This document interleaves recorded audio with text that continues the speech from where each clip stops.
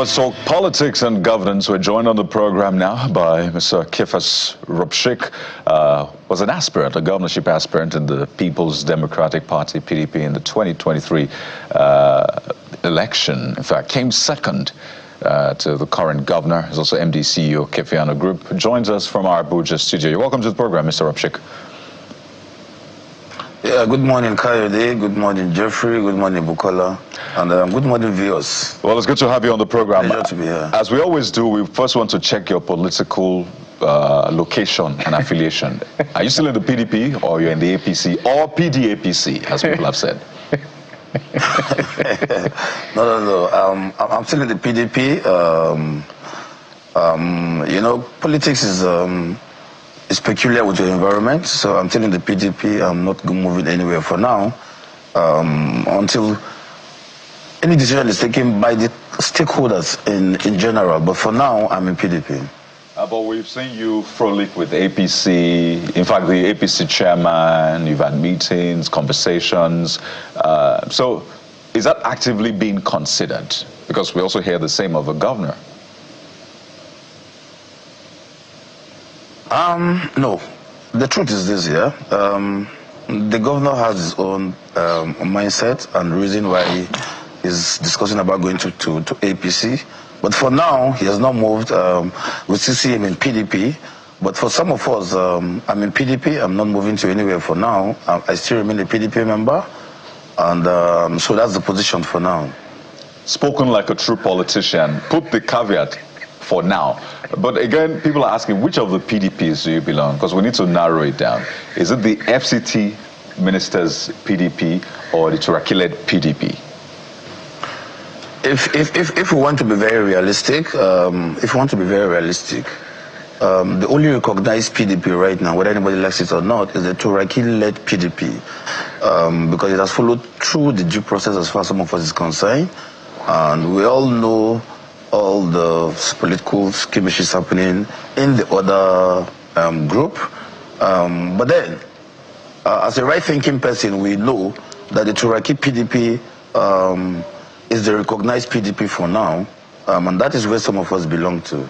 We don't belong to the other faction as far as I'm concerned, because I'm a man of conscience, and so I do things rightly, and so for now we're in the Turaki-led PDP. You know, all of this talk about politics really, for a lot of people, is secondary. What they want to hear about is governance. The politicians can do the politics, which will influence the policies that will then improve governance. And naturally, we must talk about governance in Plateau State. The primary role of government is security and welfare. And over time, the security bit and the welfare bit has been in question with the insecurity we've seen in Plateau State. It took clerics to scream out, and then the U.S. Congress had to hold hearings, and we listened to the stories of the Plateau residents who had been either displaced, whose families have been killed.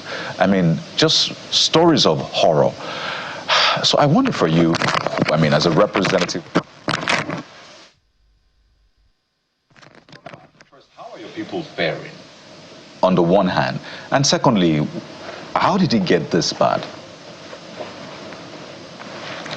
Anyway, I think this is one of the most sensible questions to be asked, because as far as I'm concerned, politics is about the people. And I venture into politics because of the people. For everybody that knows me, I'm a little bit a very comfortable person. But again, at the same time, I'm a humanitarian. My life is centered about the people. I don't know if you're hearing me, because I've lost contact with you. But if you're hearing me, let me continue. As far as I'm concerned, politics is about the people, and that's the truth. The question you ask is to be answered very straightforwardly. My people are in a very pathetic situation when it comes to security. And we all know what the people of Plateau have suffered all these years coming through. To be very realistic, my people have suffered a lot of persecution.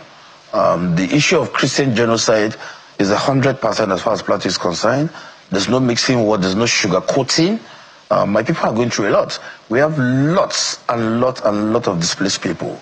If you want to go by the data, I don't think we can get it right, because there are a lot of people that you can't even get the data of what has happened to them.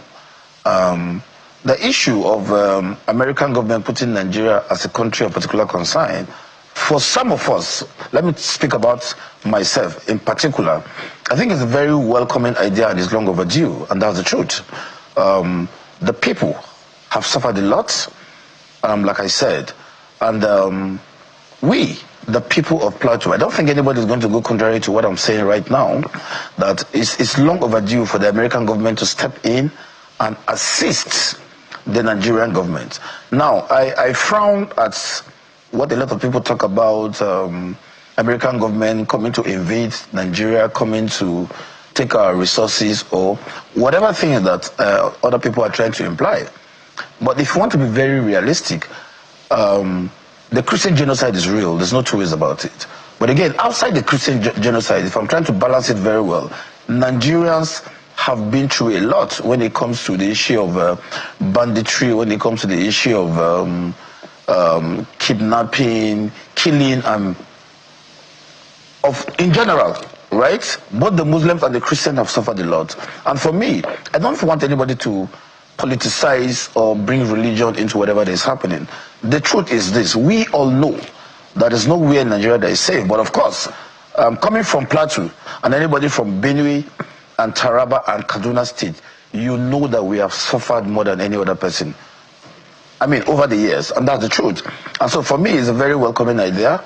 And anybody trying to sugarcoat this issue is just wasting his time, because the American government, as far as I'm concerned, from the little knowledge that I have gone into in-depth analysis and in-depth research on this issue and have their facts. In fact, I was talking to one of my senior brother, my mentor, my boss in politics, and he made me understand how deep these people have gone into their research to understand every single individual that have been killed, right, in different localities, in the villages, and in local governments, and in different states. The records are there, and these people have a comprehensive record of what is happening. And I think I share in the same view with them, because we need help, and that's the truth, and there's no pretense about it. We need help. So for me, I think it's a welcome idea. Mr. Rapshik, let's talk about what kind of assistance, if you were to sit on a table where these conversations are ongoing, what kind of assistance would you want from the United States for Nigeria? Because we've seen this argument over narrative, whether it's Christian, we've debated it back and forth. We don't want to go back to it. But the most important thing is that we want our people to stop being killed. I think that's what everybody agrees. 100%. What kind of assistance do you think, if you were to sit on the table, what would you be looking for? Anyway, we all know that, to be very sincere, we have very gallant security men as far as Nigeria is concerned. But I think what we're lacking generally is the political will to tackle this issue. I say this without mixing words, because that's the truth. You see, the whole of this issue is about political will. Nigeria have the capacity to crush whatever is happening, right? And so, what we're lacking here in terms of security, as far as I'm concerned, is political will, in terms of the intelligence, right? Intelligence to know the movement of these people and otherwise. Now, I equally want to believe again that most of the time, so the intelligence is there, but what we are really lacking is the political will. And so we need assistance in terms of tackling this issue head on the way it is. And so you see, for the American government, nobody's going to compromise whatever information that they have. You understand? And so security now, as far as I'm concerned, can be handled in different ways, especially using technology. And that's the truth. Now, there are different ways of tackling these issues. We know that there are drones that can use to target most of these places. And for some of us, we equally know that before the American government will come in head on, they know the location and the whereabouts of where most of these people are. The intelligence can be provided, the equipment can be, and for me, I see nothing wrong in American government even being on ground to help our military tackle these situations head on.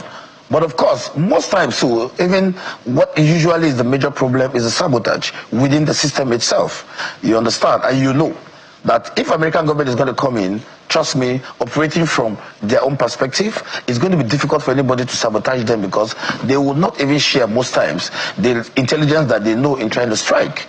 And so, one of the problems we have again is in terms of equipment and the technology in handling these issues. I think these are the aspects that I think genuinely the American government can come in.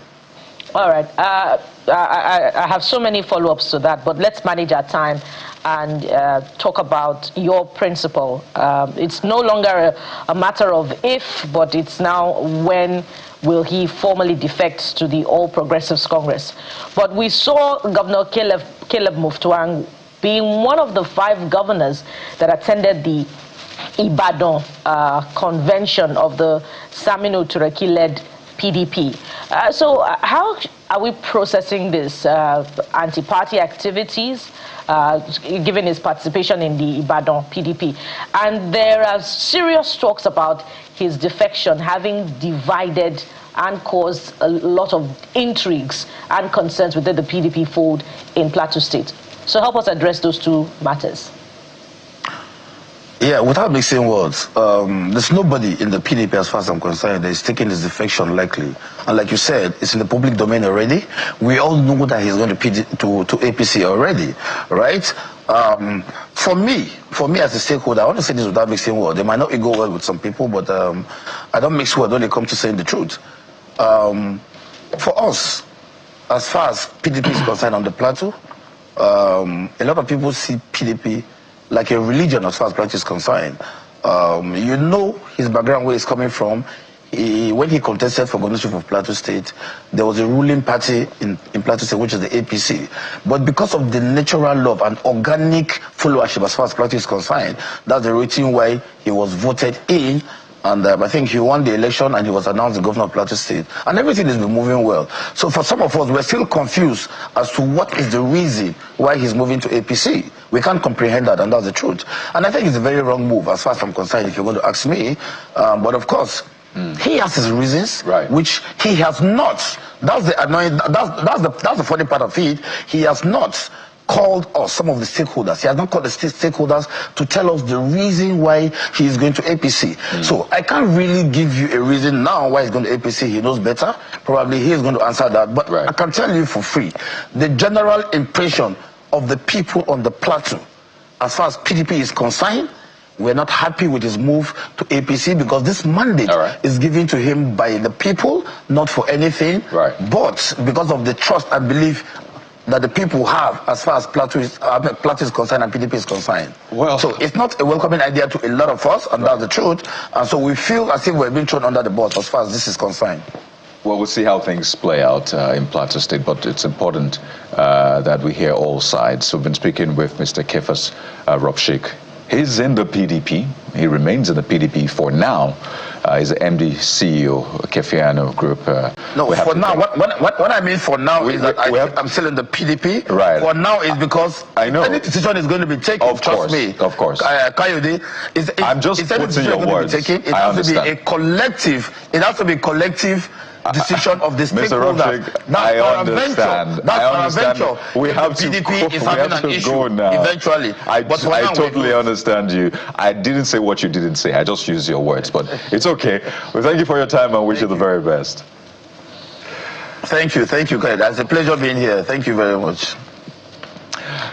So we must make a collective decision to end the show now. Yep. Thank you very much for being there. We'll be back again tomorrow. I am Bukola Koka. And I'm Jeffrey Ozama. Bye-bye. I'm Kayode Okikili. Sunrise Daily is next.